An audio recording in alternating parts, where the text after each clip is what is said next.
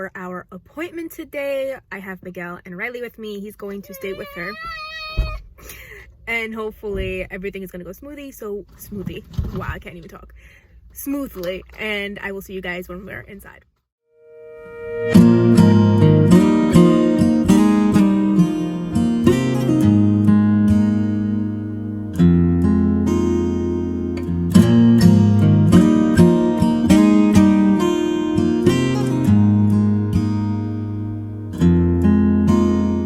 So we are back from the appointment. I was unfortunately unable to record, but I do want to recap you guys on what happened in that appointment. And it wasn't anything too special, I guess, just because it was an orientation appointment. So we didn't have any ultrasounds. I don't know if other military bases are the same way, where they first schedule an orientation appointment and then after that at 10 weeks they schedule your first ultrasound. With this pregnancy, it's already a lot different from when I had Riley, but that is because with Riley I was having multiple ultrasounds like once a week, and that is because I almost miscarried her, so maybe that's why I had multiple ultrasounds, as opposed to this pregnancy where I'm only getting my first ultrasound in about 2 weeks, because that's when my next appointment is. But at this appointment, it was just her, the nurse, asking medical history questions like diabetes in the family, breast cancer, how was my first pregnancy, how many pregnancies have I had, and what was my labor and delivery like with Riley. There was 2 sets of nurses in there. I guess one was just more of like a social work type of nurse, just documenting everything, and then the other one was more of a nurse, I guess, just because she was wearing scrubs and stuff. But I was able to record a little bit of the audio, or clips I should say, of me asking questions in regards to VBAC, which is just a vaginal birth after C-section.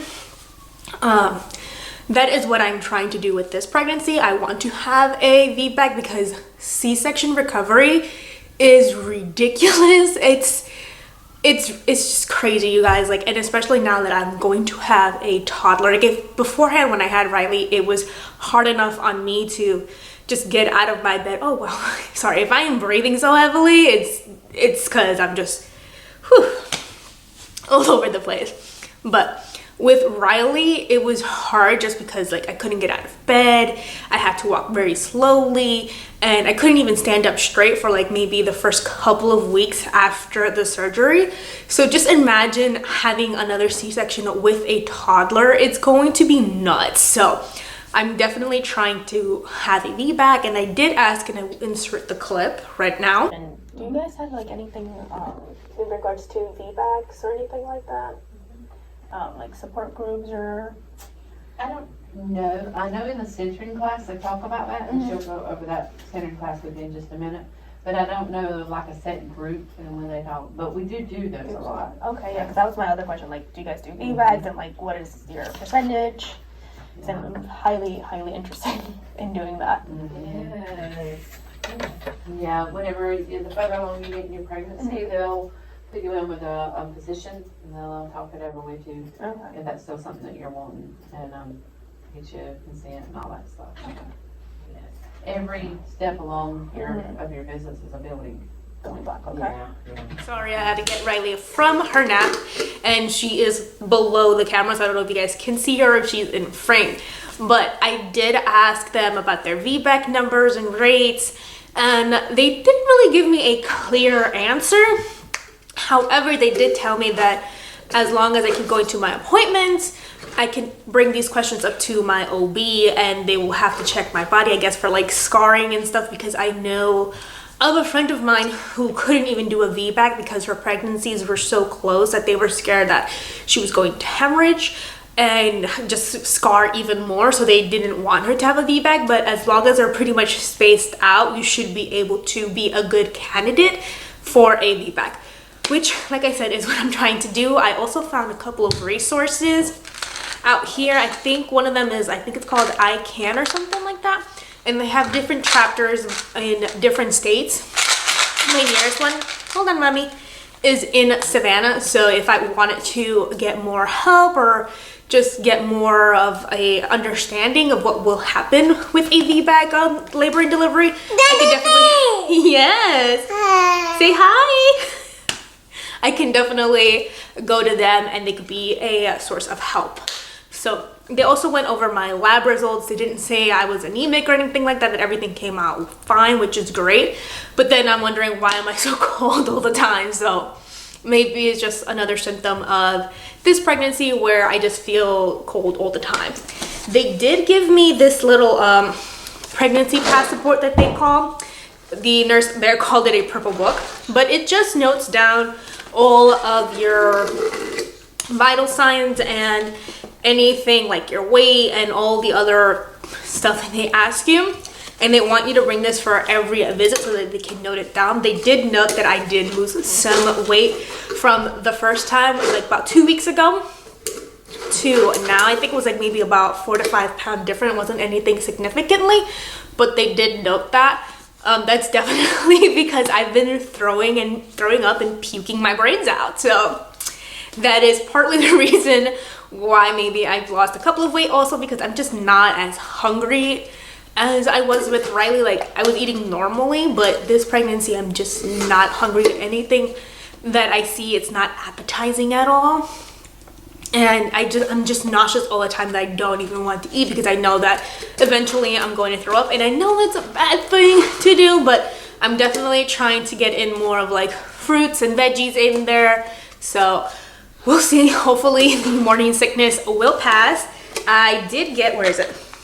My prenatals right here from Base. They were free. You don't have to pay for it at all. And they do come with DAH. With Riley, I was taking this one towards like my second trimester. I know in the beginning I was taking, I think it was 1 a day, their prenatal vitamins. And then halfway through I switched to this. And then when I finished this one, I also switched to, I think it was called the Garden of Life vitamin code. But I was going to my nutritionist at the time and she stated that I should get something with more DAH. So I supplemented that with another DAH. But these work just perfectly fine. They're the Nature Made. Oh, mommy. They're building a whole new complex right in front of us. So if you hear anything crazy, it's that. But as I was saying, these work perfectly fine. They don't smell. They're very easy to swallow. And these are more of like a jelly consistency. Well, the capsule, I should say. So if you don't like that white powdery stuff, then this is definitely something that you should look into. There's definitely a lot more other prenatal vitamins that you can take, but these are the ones that were given to me, so I'll be taking that. They also, what else did they give me? Oh yes, they gave me this, where is it? It was like a resource packet. Ah, crud, it's in my car, but it was just like a resource packet that I'll put a clip later on in here, where it gives you a whole list of medications that it's okay for you to take during your pregnancy and medications you should avoid, like aspirin. I think it's called Traxiclina. I don't know how to say that in English, but I'll find the English translation for that. What else? And any other medication that's really bad for you. They also gave me the labor and delivery number, the ER number, and of course their number in case I have any questions. They did say that anything prior to 20 weeks, I could go to the ER if there's any like bleeding, if I'm feeling any sharp pains, or if I don't feel any movement, I can go to the ER. But at 20 weeks and after, I belong to labor and delivery. So that is good to know that they give you all of this information so that you're not asking all these questions, or you're not like wondering basically. And another thing that they did mention at this appointment was 2 different types of appointments I could potentially have with them. One is like your most traditional appointments with it, which is when you're with your OB one-on-one, you can ask questions and such. And then they mentioned something called a centering pregnancy. I think it's what it's called. I don't know if all bases offer that, but here at Fort Stewart, it's something that they do offer. And it's just a class, well, not a class, it's like an appointment of somewhere between 8 to 12 women that are all close to the same due date. And I guess you could just ask each other questions if there's like any other person that's gone through a C-section or has gone through a VBAC. Like, it's just another form of a resource for you. Yay! Yes? Okay, you can go through my bag. But yeah, but those types of appointments, okay, let me take about 2 hours, and I don't know if I can do a 2-hour appointment just because I do have Riley. Yeah. You want to be careful? Okay. Be careful with that. They are 2-hour appointments, so I don't know if that's something that's gonna necessarily work for me because I don't have childcare down here. And I do have a friend, but I don't want to, you know, abuse that privilege of having somebody that can take care of your child. So I might just end up going with the more traditional route, which is about maybe 40 minutes. And then after the initial appointments, each appointment will be like maybe 20 to 30 minutes max.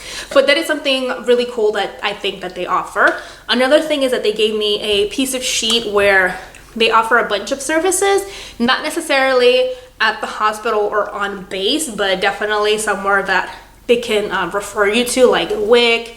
I think I saw something about car seating or car seat selection, so I don't know if it's like a brand new car seat or a fairly or gently used one, but that's something that is very, very useful because car seats are expensive. Parenting classes, prenatal classes.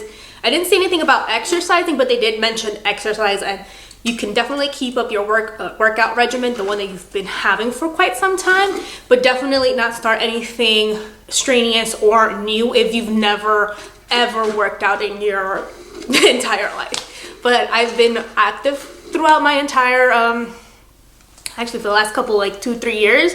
So I could definitely keep up my workout regimen, sorry. And definitely go and speak to the OB in 2 weeks and see if it's something that I can still continue to do or if he or she wants me to do something that's more lighter and less strenuous. But yeah, they do offer a bunch of other services that I can't remember off the top of my head. Yes, mommy, you want to sit down?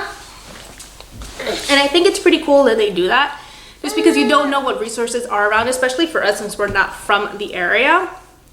It's something that is very helpful and useful. I wanted to make this video just because I haven't seen anything about maternity care or prenatal care for that matter in YouTube or anywhere else. So I definitely want to keep you guys informed because if you're like me and you've never been pregnant while being in the military, well, your husband being in the military, then everything is brand new for you, even if you've had a prior pregnancy. Like, there's a lot of things that are completely different from civilian maternity care and military maternity care from what I've seen in just the last couple of weeks. So I do want to keep you guys informed and updated, and maybe this could be a source of resource for you guys as well. I do hope that you find this video informative and useful. If you did, give it a thumbs up. Do not forget to hit the subscribe button and the notification bell so you're notified anytime I post a new video. And as always, thank you guys so much for watching, and I will see you in my next one. Bye! No.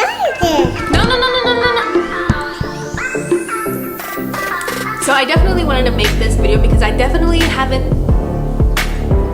Really? ¿En serio?